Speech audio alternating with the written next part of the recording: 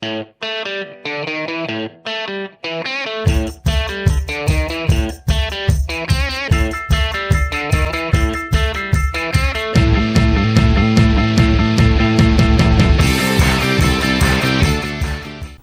I'm Mark Clem back at you here. Now, last week we were way up north in snowy Maine. Then we trekked on down to Killington for the Women's World Cup. Today we're down in the Mid-Atlantic at the Banana Belt. They kind of get snow right before Christmas, ski about 100, 120 days. But more specifically, we're here at Ski Liberty in south central Pennsylvania. Now, last week we've been focusing on talking to ski patrollers that are veteran ski patrollers, have been around the block a little bit, got their feet wet. Today we're going to talk to some candidates. These folks here at Ski Liberty just finished a few minutes ago their final exam for the Outdoor Emergency Care Practical Test. So they're ready to get on snow, they're ready to get on their skis, and they're ready to get out of the classroom and have a lot of fun. Again, I'm Mark Clem for Meet the Members of the National Ski Patrol, and it's presented by Snow Pro Tees. My guy Sean Augustine down in Annapolis, Maryland, is more than happy to jump on board and be our sponsor this year for Meet the Members of the National Ski Patrol. Now we're here with Rosemary Reninger. Got that right. Rosemary literally 5 minutes ago finished her test, and she's ready to have fun and get on snow. Rosemary, you spent all summer, Friday nights all summer, learning, preparing to be a National Ski Patroller.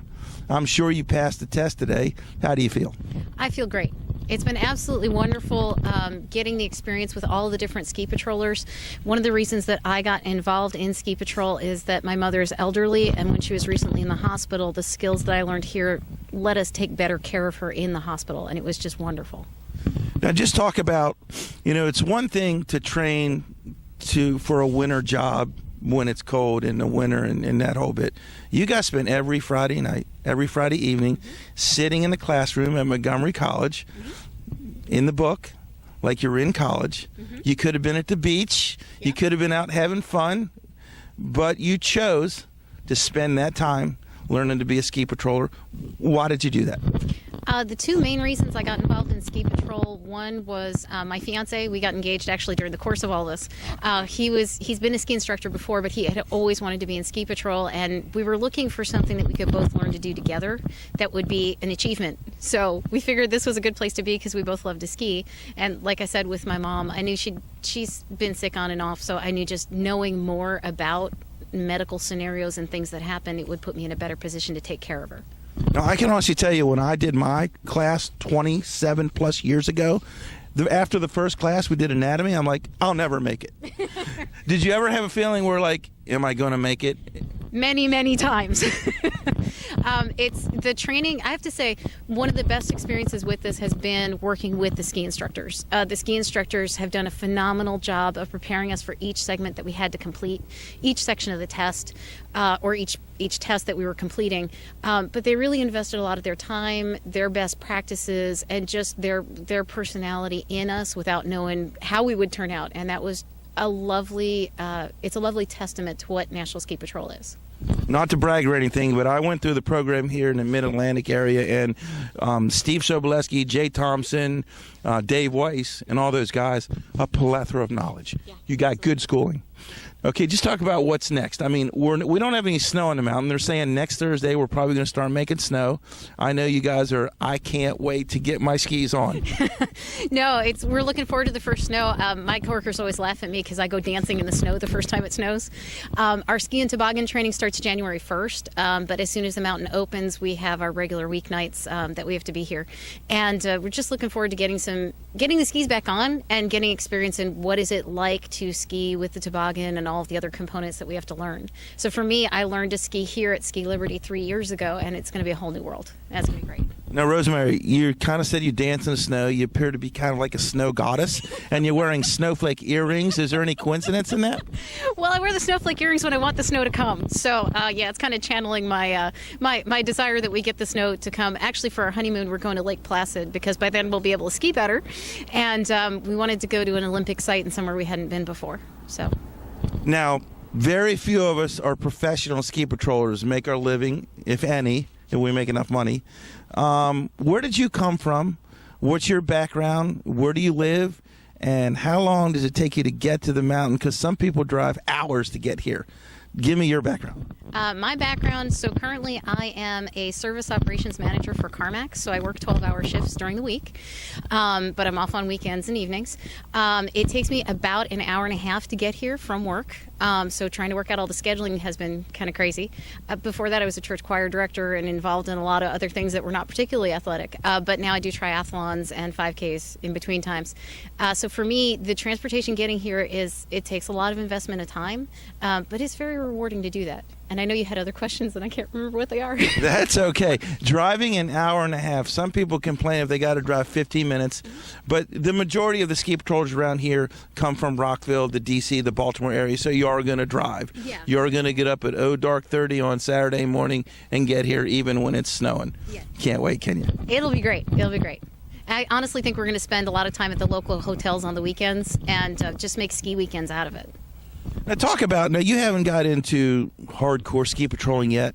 Talk about some of the challenges that it took you to get through the course and to get to where you are right now, waiting for that next step.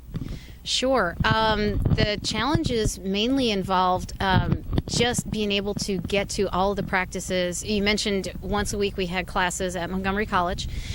We wound up doubling up with like twice a week practices. So we would have one day where we were doing things on the hill, and then we had another night when we were practicing for about 2 to 3 months. So working that into the schedule with everything else. A lot of it's just been lots of repetition in doing the splinting and the different pieces over and over again till they get more comfortable, because that was really the hardest part. Is sometimes you feel like you're just never going to get it, and then you do it 5 times in a row and you finally get it right. So it's been a lot of practice. It's very challenging, but it's been very good.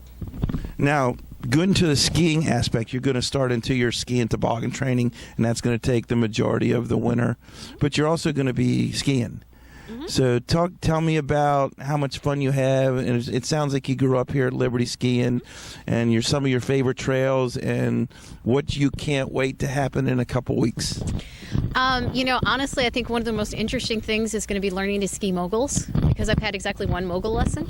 But I understand that we get to get a toboggan down moguls before we're done. So that's probably going to be the biggest challenge for me. But it's going to be a lot of fun just being back on the mountain again, getting to ski. In 1 year I went from not having skied before to doing the double black diamond that's here, which isn't that long, but it's still a fairly stout hill. And I'm just looking forward to being able to ski and learning, how do you safely get somebody down a mountain when you've got all of this going on? What does that look like? Because I can't honestly envision it at this moment, but I know it's going to be a lot of fun, and there's going to be a lot of help getting there. Now, last year when you contemplated on taking the class and going through the ski off and all that, who did you contact? How did you go about making that first step?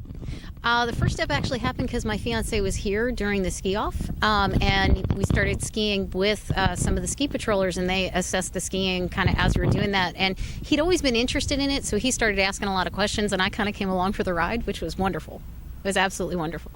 Well, that's good. You approached somebody that you wanted to come be a ski patroller, and you made it happen. Mm-hmm. For those of you that are watching out there, if you do have any interest in becoming a national ski patroller for whatever reason, everyone has their own reasons, contact your ski patrol director at your local mountain. If you can't find any information there, you can go online to www.nsp.org, and the folks at the national office will gladly tell you how to get started as becoming a patroller. Now, Rosemary, what's next? You get to take a little break. Can't wait for Christmas to happen. Mm-hmm. If somebody would come up to you and say, hey, lady, I want to be a patroller. I want to wear one of them red jackets. At this stage in the game, what would you tell them? I would tell them, having only recently started to ski, I always looked up to the ski patrollers, and I always thought that was a fabulous thing. I never thought I could be one of them. And if you think it's something that you can't do, it's worth trying. They're a wonderful, wonderful group of people, and they really do have an atmosphere of family in everything that they do. And it would be lovely to just have you come join us and see what it looks like. All right, you heard it from a candidate who just spent 4 months in the classroom. Can't wait for the snow. Rosemary can't wait to ski. I can't wait to ski. Hopefully in a week or so we'll be on snow here. And I thank you for being here. And our sponsor is Snow Pro Tees. And every person that does an interview with me on camera gets a complimentary Snow Pro Tees t-shirt. Thank you so much. You can hold that up. My guy, Sean Augustine, down in Annapolis, Maryland, is the owner and proprietor of Snow Pro Tees, and he wants you to wear it proud. You may not wear it too much in the winter on snow, but it's a T-shirt to wear around whatever. Excellent. We'll have fun with that. All right, again, thank you, Rosemary, for being our guest on the latest edition of Meet the Members of the National Ski Patrol.